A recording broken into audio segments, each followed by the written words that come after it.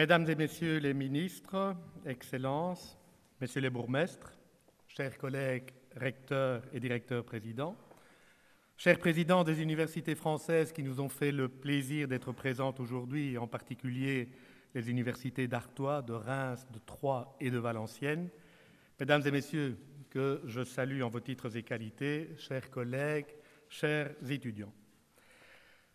La rentrée académique est un rendez-vous important que notre communauté universitaire affectionne particulièrement. Elle nous donne l'occasion de rencontrer amis et sympathisants de l'université. Votre présence très nombreuse aujourd'hui nous conforte dans la considération et l'intérêt que vous lui portez. Au nom de l'UMONS, je vous en remercie. L'Université de Mons a choisi la liberté d'expression pour thème de sa rentrée académique. Nous aurons ainsi le plaisir, dans quelques minutes, de décerner à Edu Plenel le titre de docteur honoris causa de l'UMONS. Il fera ensuite une intervention sur la liberté de dire et le droit de savoir. C'est le professeur Christiane Buguin, présidente de notre École des sciences humaines et sociales, qui le présentera et commentera les raisons qui ont conduit notre conseil académique à l'unanimité à proposer cette distinction. Mais auparavant, sur la lancée de la rétrospective qui vient de vous être présentée, je me permettrai de commenter quelques-uns des événements qui ont rythmé la vie de notre université et dont certains ont d'ailleurs été évoqués récemment dans la presse. J'ai choisi d'évoquer avec vous la façon dont sont perçus les rankings au sein de notre université, puis le refinancement de l'enseignement supérieur et l'évolution récente de celui-ci, pour terminer avec les conditions d'accès au cursus de sciences médicales. Vous l'aurez probablement constaté, la fièvre des hit-parades s'est emparée de l'enseignement universitaire avec un extraordinaire paradoxe. Les méthodologies à la base de ces hit-parades sont difficilement défendables, elles sont quasi unanimement condamnées dans les milieux universitaires, et pourtant, échappant à toute logique académique dans laquelle la condamnation de la méthodologie devrait conduire à la condamnation du résultat, on constate qu'un crédit continue à leur être accordé, en tout cas via la presse, voire dans le monde universitaire lui-même, qui se résout peu à peu à l'idée que ces rankings, aussi critiquables, voire absurdes soient-ils, pourraient influencer les partenariats de demain et favoriser ainsi les échanges d'étudiants ou les réseaux de recherche. L'Université de Mons a choisi depuis quelques années de participer au ranking mis en place par l'Union européenne, à savoir le classement multiscore U-Multirank. Celui-ci nous apparaît moins critiquable que d'autres, car il s'appuie sur une trentaine d'indicateurs dont la plupart tiennent compte de la taille des institutions. Il se rapporte aux principales missions de l'université, à savoir l'enseignement, la recherche, la dimension internationale, le transfert de connaissances et l'engagement régional. Le classement paru cette année confirme notre bonne évaluation des années précédentes, puisque sur 1200 universités environ, nous nous plaçons dans le top 150 des universités ayant obtenu au moins 10 notes excellentes. Nous arrivons également dans le top 25 pour le critère qui porte sur l'internationalisation des publications, c'est-à-dire des publications dont les co-auteurs sont des collègues d'universités étrangères. Depuis cette année, nous avons décidé de participer aussi au QS World University Ranking. Publié annuellement, le QS Ranking constitue l'un des 3 classements les plus répandus, avec le classement du Times et celui de Shanghai. Nous l'avons fait malgré les réserves légitimes que nous formulons vis-à-vis de ce type de ranking monoscore. Peu d'indicateurs y sont utilisés, certains sont peu transparents, et une pondération arbitraire est appliquée pour aboutir à un classement unique, légitimement discutable. Ce classement QS ne favorise pas en outre les universités de taille moyenne comme la nôtre, qui n'existe sous sa forme actuelle que depuis 2009. En effet, 50% de la note est attribuée sur la base d'une analyse de notoriété établie grâce à une enquête à grande échelle qui toucherait plusieurs dizaines de milliers d'académiques et recruteurs dans le monde. Malgré ce handicap, l'UMON s'y positionne entre la 500e et la 550e place sur un total de 4300 universités évaluées. Mais au-delà de ce classement, ce qui mérite d'être relevé et qui finalement a boosté notre classement, c'est l'excellente évaluation que nous avons eue pour le taux de citation de nos publications, évalué sur la base de données internationales Scopus. La pondération attachée à ce critère était de 20%, Et sur la base de ce critère, nous arrivons dans le top 100 des universités évaluées. Cela, me semble-t-il, vaut la peine d'être signalé, car notre université a acquis la réputation d'une université ayant des préoccupations régionales, polarisée sur la qualité de son enseignement, et sans nul doute, c'est vrai. Mais elle n'est pas que cela. Des indicateurs externes soulignent tant l'excellence que l'envergure de notre recherche, qu'il s'agit de productivité scientifique, de taux de citation ou d'internationalisation. Je pourrais d'ailleurs ajouter à ces bons indicateurs l'attribution en 2015 à un de nos professeurs de la Faculté des sciences d'un des prestigieux prix quinquennaux décernés par le Fonds national de la recherche scientifique. Dans le Hainaut, la modestie est souvent de rigueur. Certains, d'ailleurs, nous reprochent parfois cet excès de modestie dans un monde de compétition où le faire savoir est primordial. Ce n'est donc pas faire preuve d'un subit accès de vanité que de relever ces distinctions lors de cette rentrée, mais c'est plutôt répondre à un besoin d'extérioriser une vérité qui transparaît objectivement si on analyse de façon nuancée certains indicateurs des classements internationaux. Chaque université de la communauté française peut d'ailleurs être satisfaite de son classement, et ce, malgré des moyens qui restent limités comparativement à d'autres pays. Autant dire dans ce contexte que le récent refinancement de l'enseignement supérieur décidé par la communauté française a été accueilli avec soulagement. Certes, sa portée est limitée.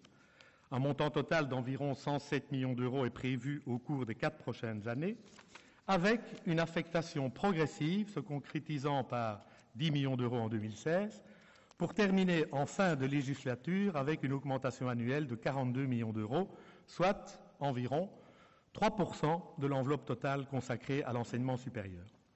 Dans un contexte ambiant d'austérité, ce refinancement, aussi limité soit-il, constitue une embellie dont les universités avaient bien besoin, car elle met fin à la trop longue période de définancement qu'elles ont connue depuis près de 20 ans. Merci, Monsieur le Ministre, d'avoir réussi à donner cette impulsion. Vous savez, un gradient positif, une pente positive ou une dérivée positive, appelez-la comme vous voulez, c'est l'indicateur qui rend optimistes les matheux. Car cela signifie que l'on va dans le bon sens. Au-delà de la modestie du refinancement, celui-ci est interprété comme le passage à l'acte tant attendu, traduisant la prise de conscience d'investir davantage dans l'enseignement supérieur.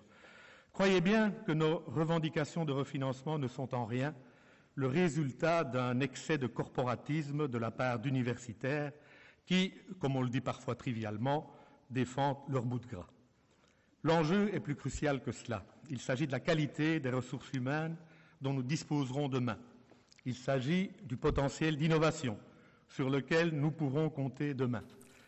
La qualité que l'on reconnaît aujourd'hui à nos universités ne se maintiendra pas demain si l'effort d'un refinancement sérieux n'est pas consenti. L'effet d'inertie ne dure qu'un temps. Il faut de temps en temps relancer la machine, et ce temps est venu.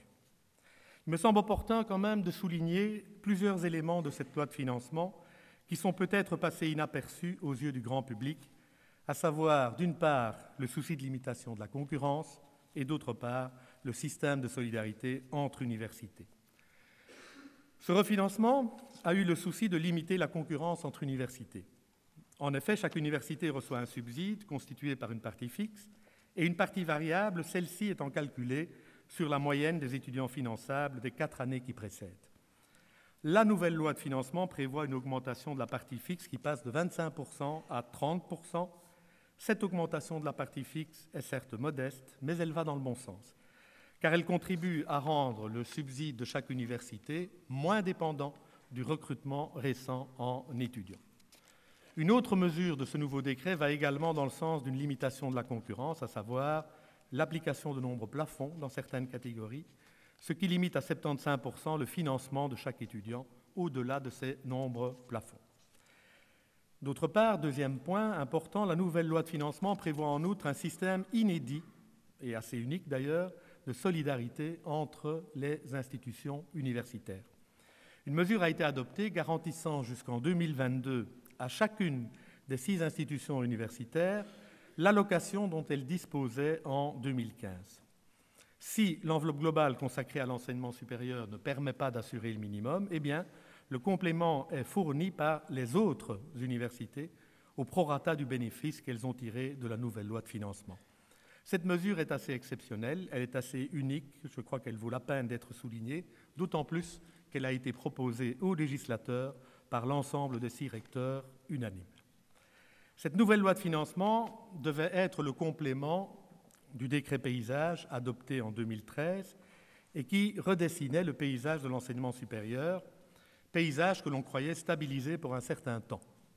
Que nenni, l'Université catholique de Louvain et l'Université Saint-Louis à Bruxelles viennent d'annoncer leurs fiançailles pour un prochain mariage à célébrer, selon toute vraisemblance, en 2017.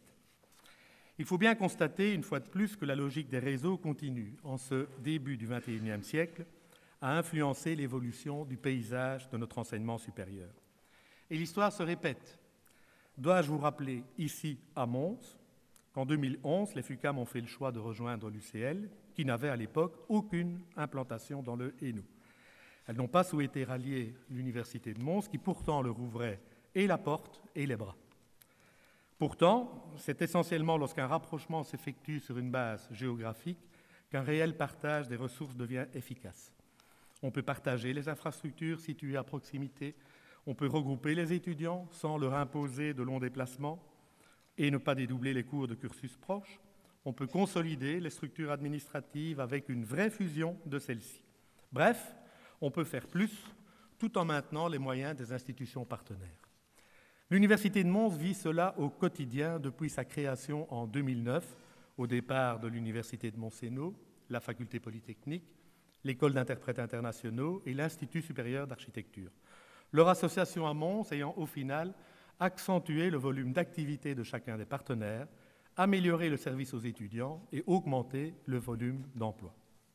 Lorsqu'on s'étonne de cette logique des réseaux qui continue à marquer l'évolution du paysage de notre enseignement supérieur, on s'entend rétorquer que cela se justifie par l'histoire, qu'il s'agit d'une spécificité bien de chez nous et que de toute façon, il s'agit de respecter la liberté d'association entre partenaires qui collaborent déjà entre eux, notamment dans le cadre de la recherche. Soit, mais au moins que les choses soient claires, il s'agit ni plus ni moins de l'exercice d'un droit d'association exercé sur la base d'une logique de réseau. J'ai la faiblesse de penser que cela n'a rien de rationnel, car il y a sans doute de meilleures façons d'optimiser les moyens et les services offerts aux étudiants sur un même territoire. De plus, le risque, d'ailleurs souligné par le recteur de l'ULB, d'une recrudescence de la concurrence entre institutions à Bruxelles, est sans doute avéré, d'autant que le recrutement de la plupart des universités de la communauté française présente un caractère local marqué. Il reste donc à espérer que les structures collaboratives locales, tels que les pôles académiques mis en place par le décret paysage en novembre 2013, joueront leur rôle avec une adhésion suffisante de chacun des partenaires. Le rôle des pôles dans un tel contexte est essentiel. Et justement, qu'en est-il du pôle Ennuyé qui a été mis en place en 2014 ? Je vous rappelle que le pôle Ennuyé est une structure qui associe tous les acteurs de l'enseignement supérieur ayant une implantation dans le Hainaut, et ce, toute forme d'enseignement et tout réseau confondu. Il rassemble 37 établissements d'enseignement supérieur, 3 universités, 3 hautes écoles, 3 écoles supérieures des arts et 28 établissements de promotion sociale. Un bilan vient d'être réalisé après 2 années d'existence et ce bilan traduit une évolution très positive des collaborations entre membres du pôle Ennuyé. La stratégie du pôle Ennuyé a été de mettre en place des actions qui apportent une réelle plus-value pour ceux qui peuvent en être les principaux bénéficiaires, et ce, en allant au-delà de l'action individuelle que peut mener chacune des institutions universitaires ou autres. Au rang des principaux bénéficiaires, les futurs étudiants, élèves du secondaire, ou bien étudiants du supérieur ou adultes engagés dans la vie active qui souhaitent entamer des études, ou les poursuivre ou les reprendre. À leur intention, une information concertée est offerte sur l'offre globale de formation dans le Hainaut, et ça, tout type de formation confondue, initiale, continue, en horaire de jour, décalé ou adapté. Autres bénéficiaires du pôle Ennuyé, les étudiants concernés par la transition secondaire supérieure. À leur intention, une formation, je rebondis, à destination des étudiants de première année en situation d'échec et qui souhaitent se réorienter après la session d'examen de janvier.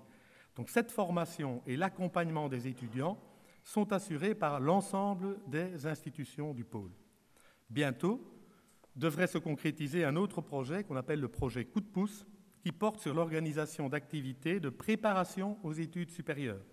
Il s'adressera plus particulièrement aux étudiants les plus vulnérables, c'est-à-dire ceux qui sortent des filières techniques et professionnelles de l'enseignement secondaire. Autres bénéficiaires du pôle Énuyer, les étudiants internationaux en mobilité IN. À leur intention, l'organisation en commun de cours de français langue étrangère. D'autre part, des actions de partage de ressources sont opérationnelles ou en passe de l'être. On peut citer par exemple un accès libre aux diverses bibliothèques des institutions du pôle, des conventions cadres qui facilitent le partage partiel de logements d'étudiants, d'infrastructures sportives ou culturelles. Le pôle, c'est aussi la possibilité de mener une réflexion en toute transparence sur l'évolution des formations de l'enseignement supérieur dans le Hainaut.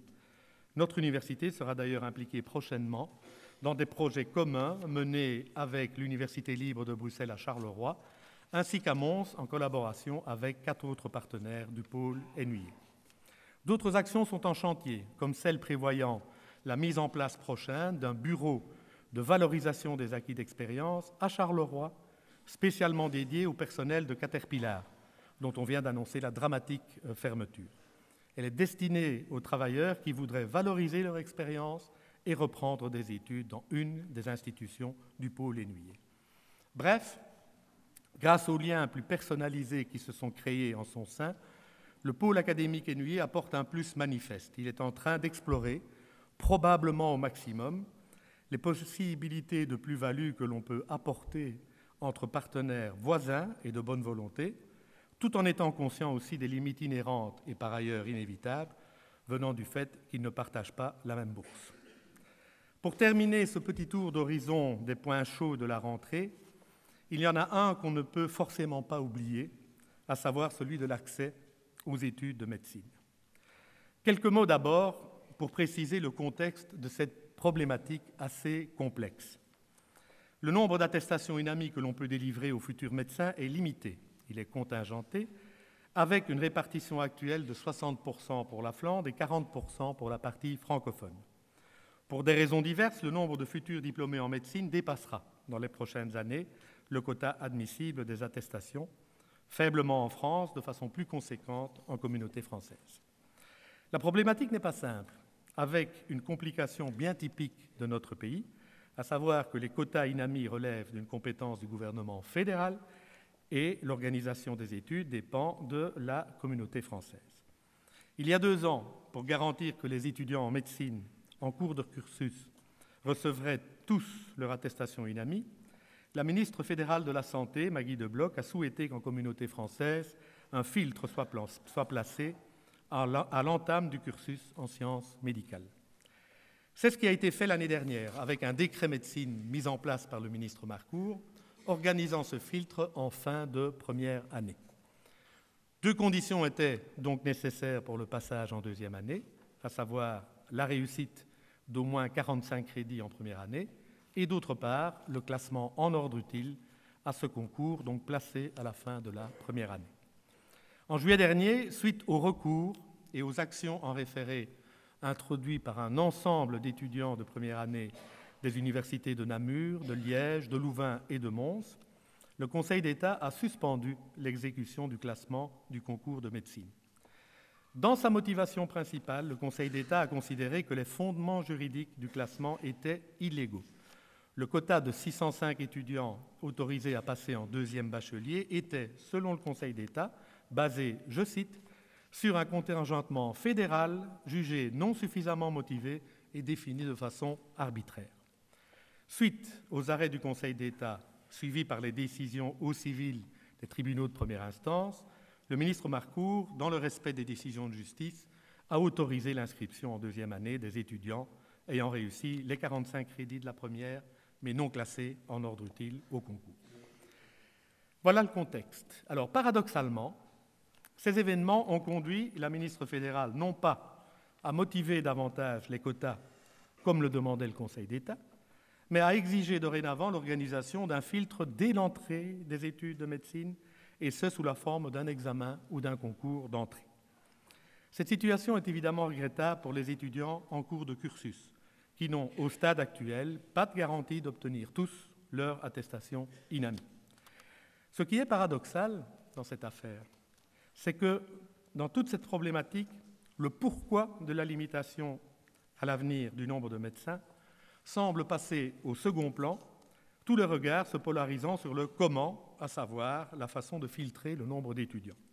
Pourquoi le gouvernement fédéral veut-il limiter à ce point le nombre de futurs médecins? Est-ce un problème d'équilibre de la sécurité sociale? Il n'est pourtant pas prouvé qu'il y ait corrélation entre le nombre de médecins et les dépenses de la sécurité sociale. Ou bien alors, y a-t-il vraiment un nombre excessif de médecins en activité? Sur ce point, on peut se poser des questions légitimes.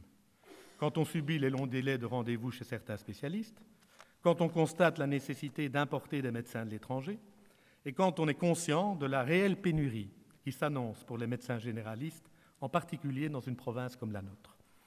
À moins qu'il ne s'agisse de la tendance au protectionnisme d'une profession. Mais il ne semble pas que la médecine conduise à ce point à un niveau de rémunération inadapté. À moins qu'il ne s'agisse d'un problème de qualité de formation. Mais c'est la responsabilité des universités, qui ne sont pourtant pas prêtes à la brader. À moins qu'il ne s'agisse d'un problème communautaire de plus. Et à cet égard, le fait que le gouvernement fédéral ait décidé de ne pas suivre les recommandations de la commission de planification médicale pose question.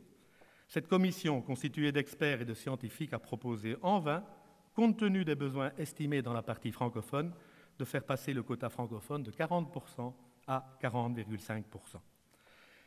Cette abnégation à ne pas vouloir revoir les quotas de médecins en communauté française est regrettable au moins à 3 points de vue. 1. Elle empêchera probablement bon nombre de jeunes actuellement dans le secondaire de réaliser des études de médecine dans les prochaines années. Et celles et ceux qui y accéderont devront passer par un concours d'entrée meurtrier. On peut prévoir au stade actuel un taux de réussite de l'ordre de 5 à 10%, qui n'a, soit dit en passant, plus rien à voir avec les 70% de réussite de l'examen d'entrée pour les études d'ingénieur civil. Ce concours ouvrira, selon toute vraisemblance, la porte à des préparations privées qui écarteront encore davantage les étudiants des couches sociales les plus défavorisées de la fonction médicale. Deuxième conséquence, l'impossibilité de revoir les quotas risque de poser un réel problème de santé publique à l'avenir, car un risque majeur existe quant à la capacité des professions de la santé à rencontrer efficacement et équitablement les besoins d'une population dont tout indique que les besoins médicaux et paramédicaux vont s'accroître, alors même que diminuent les capacités opérationnelles des corps de praticiens. Troisième conséquence, nos universités, à côté de leur mission noble de construction de la connaissance, de transmission du savoir et de service à la communauté, se voient aujourd'hui assigner une quatrième, celle de devenir l'instrument d'une sélection au service de principes que rien ne leur permet de comprendre ou que rien ne leur semble justifier. Mesdames, Messieurs, chers amis, le thème de cette rentrée académique concerne la liberté d'expression. La liberté d'expression, c'est un combat qui est mené depuis des siècles. Nos pays démocratiques ont eu la conviction d'avoir fait le nécessaire depuis longtemps pour gagner ce combat. La Déclaration des droits de l'homme n'a-t-elle pas solennellement proclamé cette liberté dès 1948 ? Ce combat n'est pourtant jamais terminé. On vient d'en prendre davantage conscience avec les attentats dramatiques ayant endeuillé ces dernières années la Belgique et la France. Cette prise de conscience n'est en réalité qu'un effet de proximité, car une violence aveugle n'a jamais arrêté de frapper de nombreux autres pays en y bafouant liberté d'expression, droits de l'homme et démocratie. Une lame de fond gronde, mettant en danger nos libertés. Elle requiert de rester en état d'alerte contre tout fanatisme, et en particulier le fanatisme religieux. Elle requiert de veiller à ce que la liberté d'expression soit effective dans notre propre pays et à soutenir ceux qui la revendiquent dans des conditions très difficiles dans des pays où la démocratie est en danger. Et s'il est une liberté à même de renforcer le processus de la démocratie, c'est bien la liberté de la presse. Alexis de Tocqueville, dans l'ouvrage qu'il rédigea sur la démocratie représentative américaine des années 1830, affirmait déjà que la presse est par excellence l'instrument démocratique de la liberté.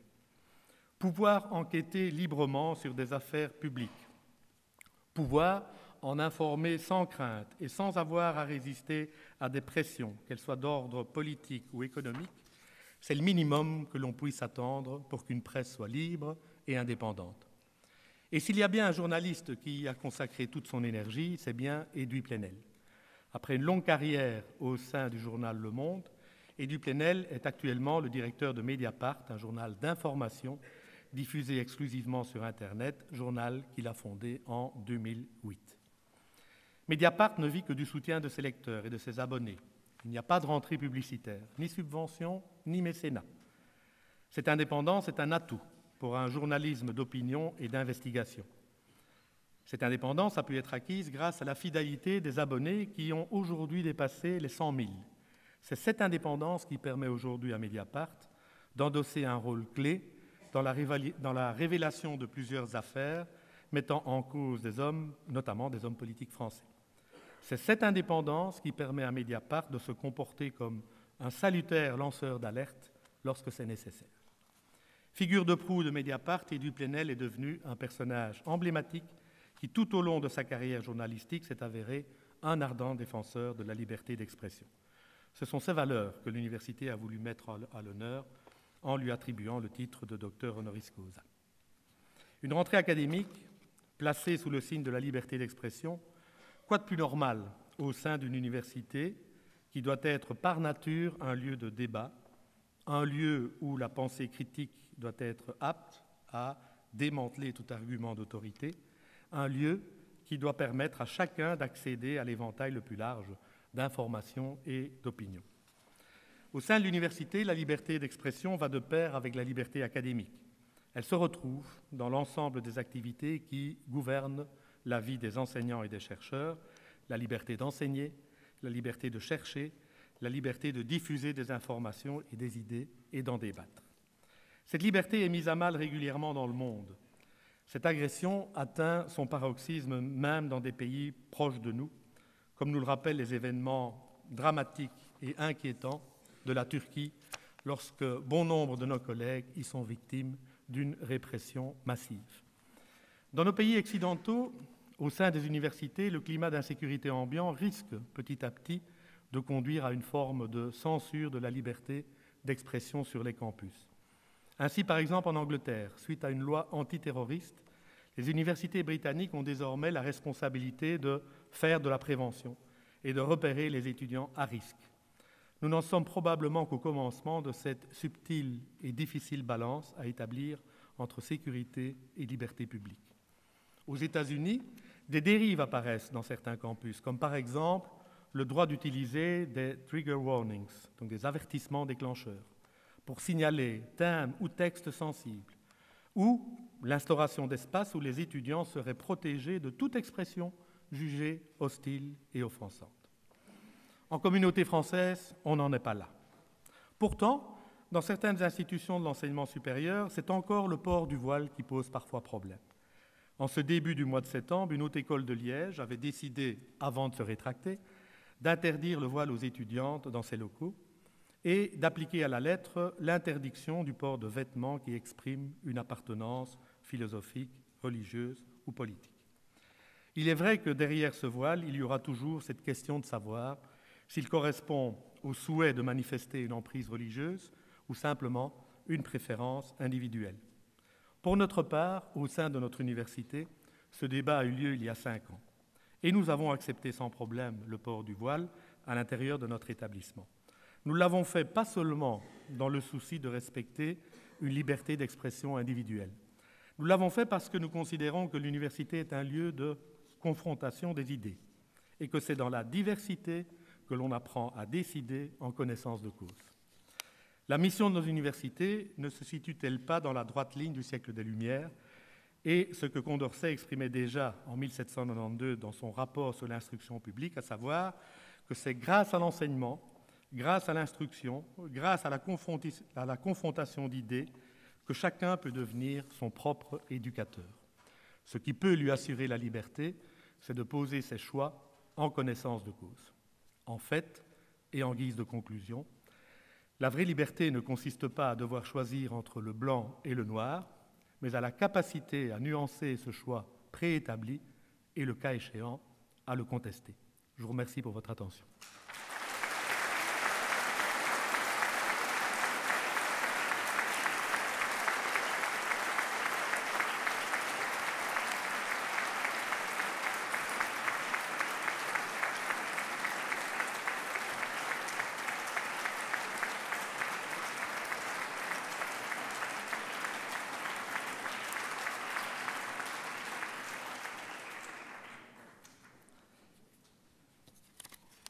Je vais céder la parole dans quelques instants à Mourad Ouamet, qui est le président de l'organisation représentative des étudiants. Il sera suivi par Céline Brunin, qui est la représentante du personnel administratif et technique au conseil d'administration. Vous serez ensuite conviés à un intermède musical étonnant, unique et inédit, qui vous donnera l'occasion de découvrir, sans doute pour la toute première fois, un tout nouvel instrument de musique numérique. Il s'agit du Handskech. C'est un exemple récent de ce qu'on appelle la lutherie augmentée peut inventer. Le Handskech, c'est un instrument qui donne aux musiciens la possibilité de jouer de la voix chantée complètement artificielle. Il permet en quelque sorte de contrôler une voix et ses intonations à partir de mouvements exécutés sous la forme de dessins. C'est Nicolas D'Alessandro, le créateur de cet instrument, qui vous interprétera un morceau de sa composition. Il est musicien, mais il est aussi ingénieur civil et docteur en sciences appliquées de l'Université de Mons. Après un postdoc à l'Université de Vancouver, il a été depuis plus de 10 ans un des chercheurs les plus actifs de notre institut de recherche Numédia, qui est en fait un institut de recherche orienté vers les industries culturelles et créatives. Nicolas D'Alessandro vient de lancer sa propre spin-off, la spin-off Overtone, spécialisée dans le domaine de la créativité numérique. Et les axes de prédilection de cette spin-off sont le son, la musique, le mouvement et l'interaction homme-machine. Monsieur Mourad.